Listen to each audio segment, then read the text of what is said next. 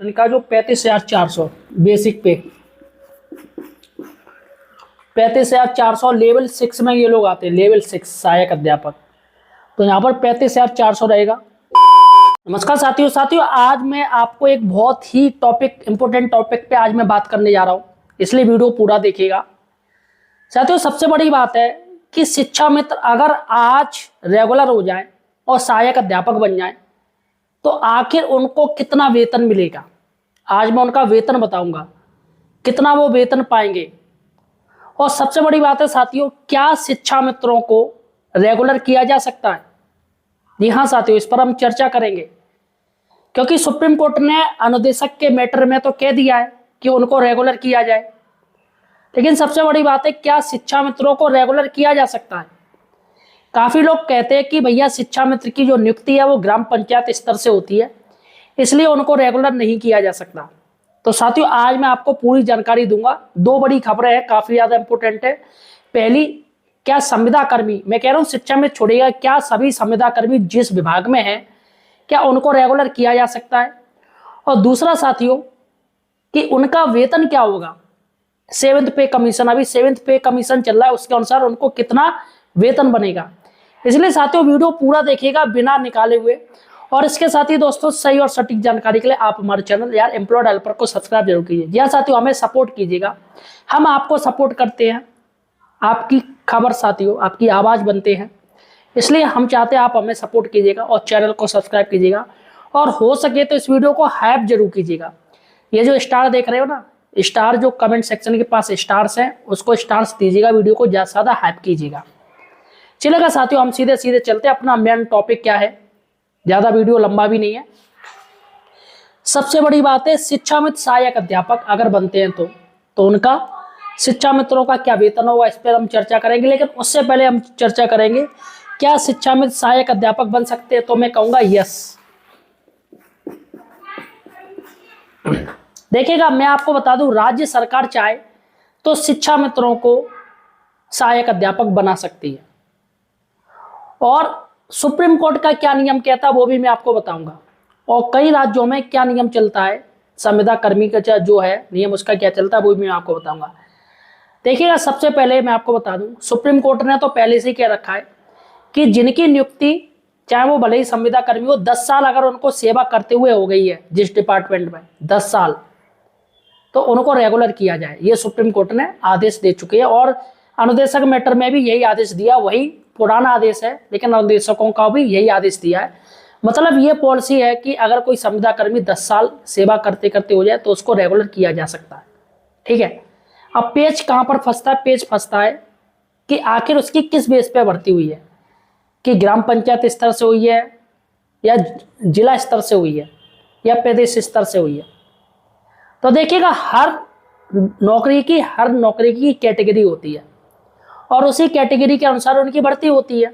वो आप सब लोग जानते हो भाई। एक स्वास्थ्य कर्मी की भर्ती जो ANM GNM है, उनकी भर्ती उस कैटेगरी के अनुसार होगी और शिक्षा मित्रों की कैटेगरी उसके अनुसार होगी। भाई हर जगह हॉस्पिटल तो होते नहीं है कि गांव-गांव में हॉस्पिटल आप खोल दो हर गांव में, लेकिन हर गांव में आपको स्कूल मिल जाएंगे। चाहे भले ही आबादी वहां पर 10-20 मकान भी हो, तब भी आपको वहां पर प्राइमरी स्कूल मिल जाएंगे, आंगनबाड़ी केंद्र मिल जाएंगे, लेकिन हॉस्पिटल नहीं मिलेंगे। अन्य चीज जो अन्य डिपार्टमेंट है वो आपको नहीं मिलेंगे वहां पर। थाना नहीं मिलेगा जहाँ पर होमगार्ड की भर्ती होती है या PRD जवान होते हैं, तो उनको वहां पर नहीं मिलेगा। तो इसलिए जो कैटेगरी है उसी के अनुसार चयन होता है। तो ऐसे में साथियों, सुप्रीम कोर्ट पहले से ही कह चुके हैं कि भाई निश्चित ही कि शिक्षा मित्रों को या जितने भी संविदा कर्मी अगर 10 साल से ऊपर सेवा होगी तो उनको रेगुलर किया जाए, पहली बात।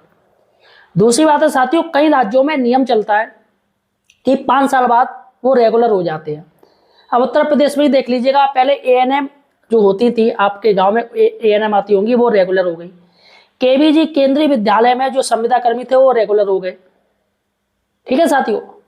और कई कई डिपार्टमेंट हैं जहां पर रेगुलर किए गए। आप देखिएगा, ये बेसिक में ही जो स्पेशल टीचर्स होते हैं जो विकलांग बच्चों को, दिव्यांग बच्चों को पढ़ाते हैं, उनको रेगुलर किया गया।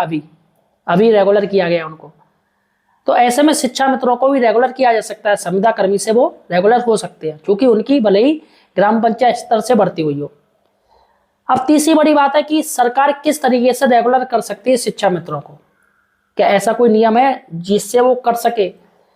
देखिएगा, बिल्कुल कर सकती है। आप कहो कि शिक्षा मित्र से डायरेक्ट सरकार सहायक अध्यापक बना दे, वो नहीं बना सकती, क्योंकि नियम आड़े आएंगे उसमें।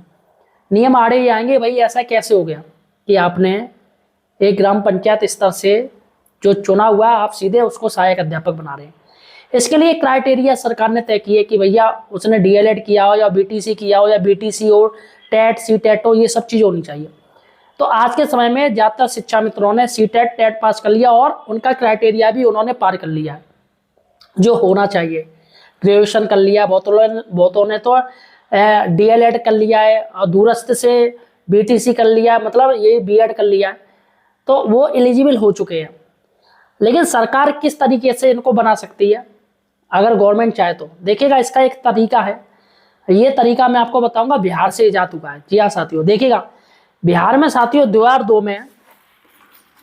में मानदेय के बेस पे शिक्षा मित्र रखे गए थे।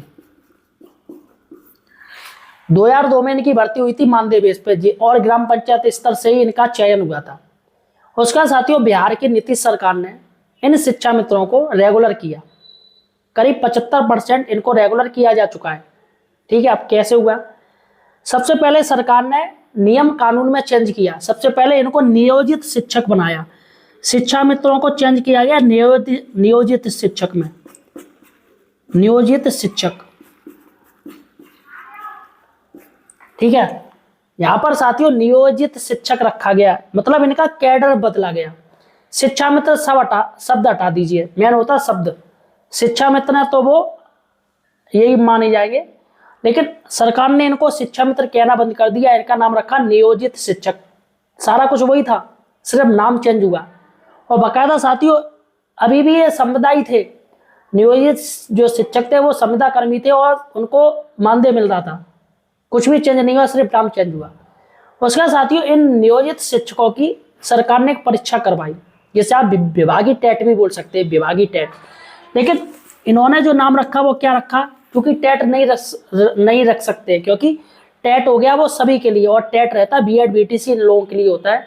तो इन्होंने सरकार ने क्या किया, एक सक्षमता परीक्षा करवाई। सक्षमता परीक्षा, सरकार ने सक्षमता परीक्षा करवाई बिहार में।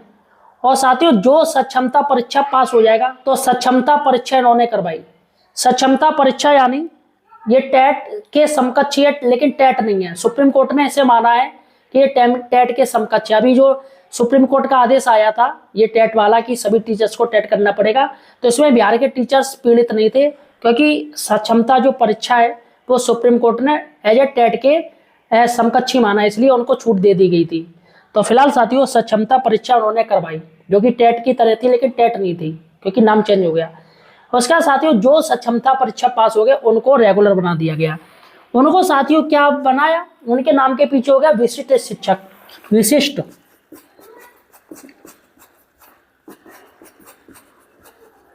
देखिएगा साथियों यहाँ पर भी सरकार ने बड़ा होशियारी चली है। यहाँ पर भी इनका नाम विशिष्ट शिक्षक रखा गया। और जो भर्ती होती है वो टीआरई के अनुसार होती है, वो अलग होती है भर्ती, वो रेगुलर होती है, डायरेक्ट होती है सीधे।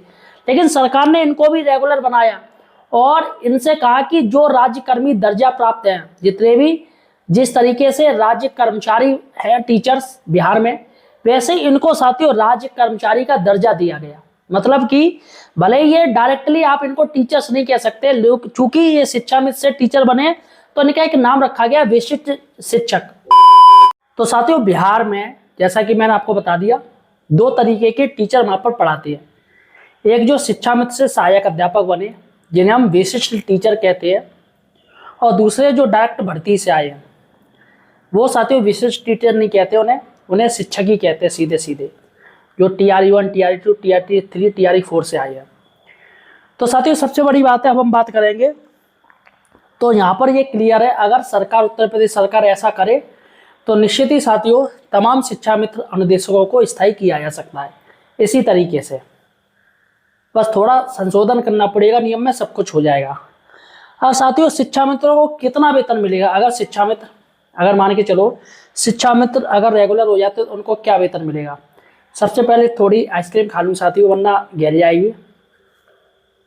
देखिएगा साथियों अभी लाइट चली गई थी, इसलिए मैं नीचे चला गया, मैंने कहा लाइट आएगी तब देखूंगा, तो लाइट आ गई, मैं हाथ में आइसक्रीम तो हाथ गैली आएगी, इसलिए मैं ले आया। तो शिक्षा मित्रों को कितना वेतन मिलेगा मैं इस वीडियो में आपको पूरी जानकारी दे रहा हूँ। देखिए, अगर शिक्षा मित्रों को अभी वो रेगुलर हो जाए, सहायक अध्यापक बन जाए, तो उनको 7th पे कमीशन के अनुसार उनका बेसिक पे बनेगा। और 7th पे कमीशन मैं आपको बता दूं, 7th पे कमीशन के अनुसार इनका जो 35,400 बेसिक पे, 35,400 लेवल 6 में ये लोग आते हैं, लेवल 6 सहायक अध्यापक, तो यहाँ पर 35,400 रहेगा। और साथियों इनका जो ग्रेड पे रहेगा जीपी वो 4200 रहेगा। ये लेवल 6 में आता है, ग्रेड पे 4200 वाले, ठीक है। तो बेसिक पे 35,400, ये ग्रेड पे 4200, तो 4200 इसमें जोड़ा नहीं जाता है, सिर्फ ग्रेड पे होता है, बताने के लिए, ठीक है। अब डीए की बात करें, डीए अभी जो चल रहा है वो क्या चल रहा है, 60%। तो 60% डीए साथी चल रहा है, तो 35,400 का 60% अगर हम निकालें तो आपका बनता है 21,240, ये हो गया 60%, ठीक है। उसके बाद एचआरए, क्योंकि साथियों जो एचआरए होता है वो 3 कैटेगरी में मिलता है, एक्स वाई जेड। एक्स जो मेट्रो सिटी से ज़्यादा हाई होती हैं, जो मेट्रो सिटी होती है जैसे कोलकाता, दिल्ली, मुंबई, ये मेट्रो सिटी, तो यहाँ पर साथियों एचआरए 30% होता है। उसके बाद 20% रहता है जो आपकी सिटी होती है, जैसे आगरा हो गया, फिरोजाबाद हो गया, कानपुर हो गया, जो सिटी होते हैं, शहर वाले होते हैं, जिला मुख्यालय के नज़दीक होते हैं, जहाँ पर डीएम साहब बैठते हैं उसके नज़दीक होते हैं, जो सिटी होते हैं, तो वो उसका 20% होता है। और जो ग्रामीण होते हैं वो 10% में आते हैं, तो यहाँ पर ग्रामीण का हम लेके चलेंगे 10% वाला। इनकी जो कैटेगरी होती है वो एक्स वाई जेड होती है, एक्स सबसे हाई, वाई बीच की होती है, जेड सबसे कम होती है। तो शुरुआत जेड से हम करते हैं, तो यहाँ पर जो एचआरए मिलेगा इनको 1340 रुपये का, ठीक है साथियों। अब ये और ये और ये हम तीनों ऐसे जोड़ देंगे, क्योंकि बेसिक टीचर है उनको आवास मिलता नहीं है, ट्रांसपोर्ट भत्ता मिलता नहीं है, यानी टीएपी है वो मिलता नहीं है, तो यही सब चीज़ मिलती है। अब हम इनको जोड़ दें अगर, तो 35,400 जोड़िए, जोड़ रहा हूँ मैं, 35,400 प्लस 21,240 और प्लस 1340, 57,980। तो इनका साथी जो वेतन बनेगा वो बनेगा 57,980 रुपये, आज शिक्षा मित्र अगर रेगुलर हो जाए। और इसमें साथियों जो कटौती होगी वो आपका, अगर आप एनपीएस लेते हो, न्यू पेंशन स्कीम लेते हो, तो आपकी 10% कटौती होगी। तो 10% का अर्थ हो गया 57,980 का 10% आप निकाल लीजिए, लगभग 5700 रुपये, इससे कुछ ऊपर ही है, तो 10% वो आपका हो गया, तो 5700 रुपये आपका एनपीएस चला जाएगा। तो 5700 रुपये अगर जाएगा तो फिर भी साथियों आपके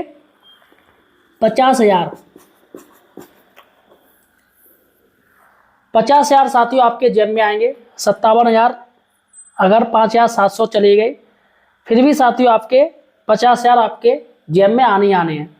तो फिलहाल साथियों अगर शिक्षा मित्र रेगुलर होते हैं तो उनको साथियों ये मिलेगा। और एक बात बता दूं, 8th पे कमीशन जो कि अभी लागू हो जाएगा, 8th पे कमीशन के अनुसार अगर जो फिटमेंट फैक्टर आपको मिलेगा, फिटमेंट फैक्टर होता है, अगर 3 का फिटमेंट फैक्टर सरकार ने दिया, अभी 7th पे में जो फिटमेंट फैक्टर है वो 2.57 का मिल रहा है, तो अगर सरकार ने फिटमेंट फैक्टर 3 का दे दिया तो मल्टीप्लाई साथियों 3 गुना हो जाएगा, ये बेसिक पे आपका 3 गुना हो जाएगा, यानी 3 मल्टीप्लाई 35,400। तो यहाँ पर साथियों आपका जो होगा 35,400 गुणा 3, तो यहाँ पर साथियों 3 गुना हो जाएगा, मतलब 1 लाख से 1 लाख क्रॉस हो जाएगा दिया साथियों। लेकिन सरकार इतना देगी नहीं। जो फिटमेंट फैक्टर की बात हो रही है वो 1.92 की बात हो रही है कि सरकार 1.92 दे सकती है फिटमेंट फैक्टर। तो 1.92 के अनुसार अगर हम करें तो यहाँ पर 1.92, तो 1.92 के अनुसार 67,968 रुपये, 67,968 रुपये इनका बेसिक पे बनेगा। और प्लस डीए जीरो हो जाएगा, डीए नहीं जोड़ा जाएगा, लेकिन एचआरए जोड़ा जाएगा जो कि बढ़ जाएगा। तो शुरुआत साथियों 8 पे कमीशन है 1.92 फिटमेंट फैक्टर से। इनकी जो सैलरी है वो करीब आप मान चलिए 17,000 रुपये उनकी मिलेगी इन कैश में। और फिलहाल 7th पे के अनुसार 57,980 बन रही है। तो फिलहाल साथियों आपका और भी कोई प्रश्न तो मुझे कमेंट सेक्शन में पूछ सकते हो। धन्यवाद।